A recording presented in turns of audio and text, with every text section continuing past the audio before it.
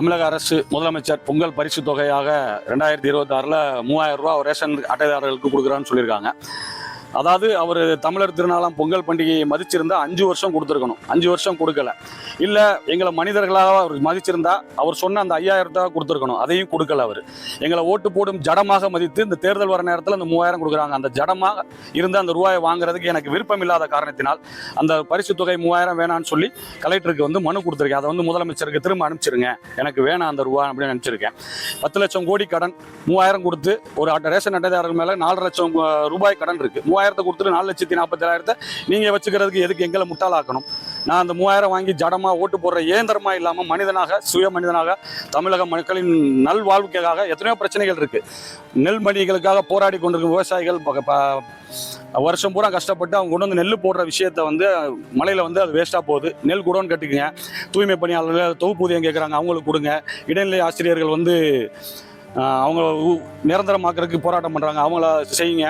இல்லை மாணவர்கள் கல்வி கடனை ரத்துன்னு சொல்லி ஏமாந்து ஓட்டு போட்டாங்க, அந்த கல்வி கடனை ரத்து செய்யுங்க.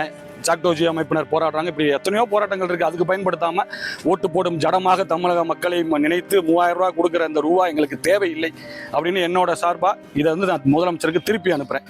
பொங்கல் தொகுப்பு கொடுத்துட்டு இருக்காங்க, நாங்கள் எல்லாருக்குமே கொடுக்குறோம், மக்கள் சந்தோஷமாக வாங்கிக்கிறாங்க அப்படின்னு ஒரு சிலர் சொல்லிட்டு இருக்கும்போது வேஷ்டி சேலை கூட நிறைய இடங்கள் எல்லாம் இல்லைன்ற ஒரு குற்றச்சாட்டு வருது. இந்த நிலையில் நீங்கள் 3000 ரூபாய் ரிட்டர்ன் எனக்கு வேண்டாம் அப்படின்னு சொன்னது என்ன சொன்னாங்க? நீங்கள் இல்லை, நான் வேணான்னு சொல்லப்போ அதை நீங்கள் முறைப்படி இங்கே கொடுங்கன்னு சொன்னாங்க. கலெக்டரை போய் கொடுங்கன்னு ரேஷன் கடையில் சொன்னாங்க. கலெக்டர் கொடுக்கும்போது வாங்க மாட்டேன்னு சொன்னாங்க.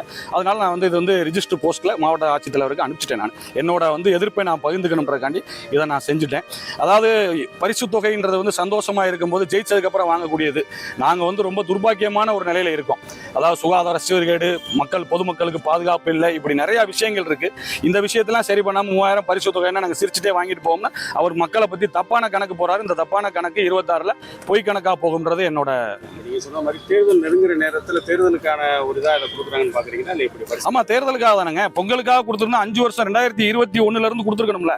2022, 23, 24, 25, 26 4 வருஷத்துக்கு இந்த கடைசி வருஷத்துல மட்டும் 3000 கொடுக்க வேண்டிய அவசியம் என்ன வந்துச்சுன்னு நாங்கள் கேட்கிறோம். வேற ஒன்றும் இல்லை. தமிழர் பண்டிகை நீ மதிச்சிருந்தீங்கன்னா எதிர்கட்சியா இருக்கும் போது நீங்க சொன்னீங்களா மக்களுக்கு 5000 கொடுங்க, அந்த 5000 கொடுத்துருக்கணும்ல. அதுலயும் 2000 பாக்கி வச்சிருக்கீங்கல்ல.